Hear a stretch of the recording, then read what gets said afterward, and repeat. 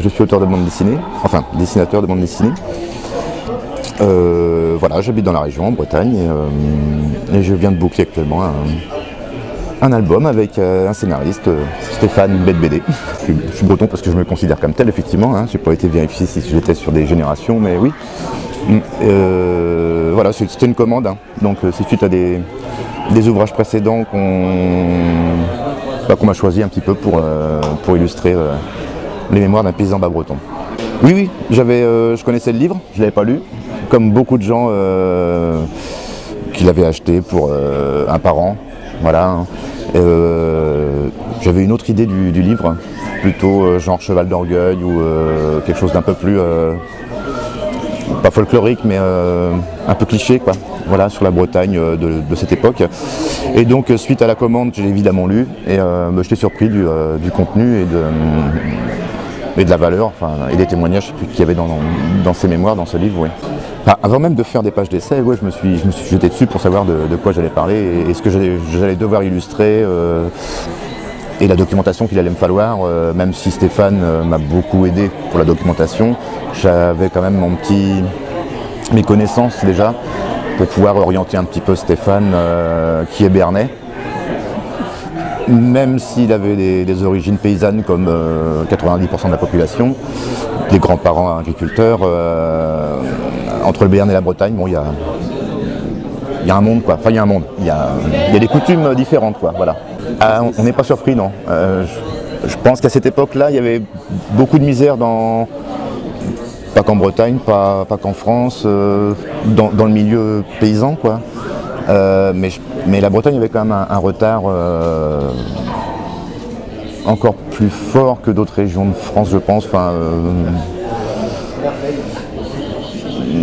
C'était quand même un pays, je ne vais pas dire sous-développé, mais oui, pauvre et déjà par sa situation géographique, pas beaucoup d'influence extérieure. Vu sa situation. Et on est surpris de la pauvreté, non, pas moi. Puisque même avant la Première Guerre mondiale et même dans les années 50, 60, il y avait encore un mode de vie qui était comparable à celle d'un siècle et demi plus tôt, quoi. La pauvreté, graphiquement, par le dénuement. Enfin, je ne sais pas comment répondre à cette question. Exprimer la pauvreté graphiquement, par rapport à l'habitat. L'habitat qui est vraiment très succinct. Ça me fait penser d'ailleurs un petit peu à la vie qu'on avait en Irlande à la même époque, hein, au niveau de l'habitat, au niveau de pas mal de choses, au niveau de la religion aussi, c'est assez comparable.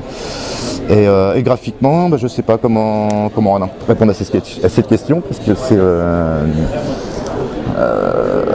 le costume, il est là. Évidemment, ce sont beaucoup de guenilles, énormément de mendiants. C'est considéré comme un métier à l'époque. Donc, et encore, je suis pas allé dans la reproduction fidèle de ce qu'on peut voir sur les photos de l'époque où les gens sont habillés, on a l'impression avec des sacs de pommes de terre, tellement ils sont élimés, usés, reprisés, raccommodés. C'est presque un vêtement qu'on porte à vie, quoi. On voit des personnes à l'époque qui ont des vestes qui sont tellement courtes qu'on a l'impression qu'à l'âge adulte, ils portent encore leurs vêtements quand ils avaient 10 ans, quoi. Voilà. Avec Stéphane, au début, on a dû mettre des petites choses au point pour le mettre sur les rails, quoi, en fonction de nos souhaits à tous les deux.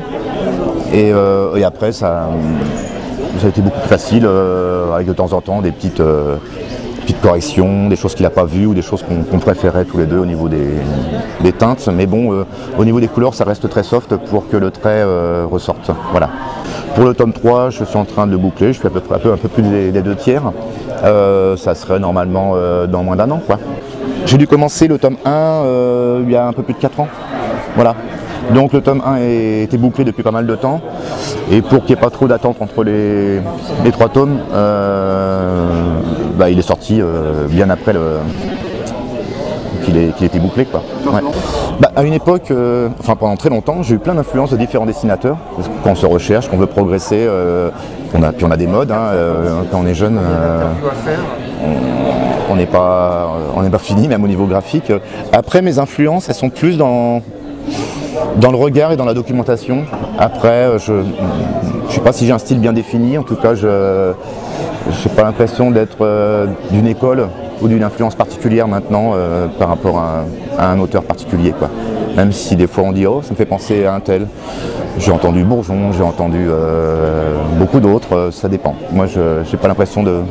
Je dis pas que mon style est particulier, voilà, mais je vois pas à qui je pourrais ressembler, c'est aux autres de le dire, quoi. Plusieurs. Beaucoup d'auteurs, j'ai envie de dire. Dès que je vois des auteurs, soit en dédicace, soit quand j'observe, j'étudie un peu leur travail et je vois avec quelle facilité ils dessinent. J'en citerai pas, mais je pourrais dire Herman à une certaine époque, hein, parce que peut-être par certains côtés ça pourrait y ressembler, dans le côté hachure de certaines pages, mais même dans des genres différents, je suis étonné de la facilité de travail, du talent réel de certains auteurs, de beaucoup d'auteurs même, de beaucoup d'auteurs. Donc j'irai pas dans un cerveau particulièrement, quoi.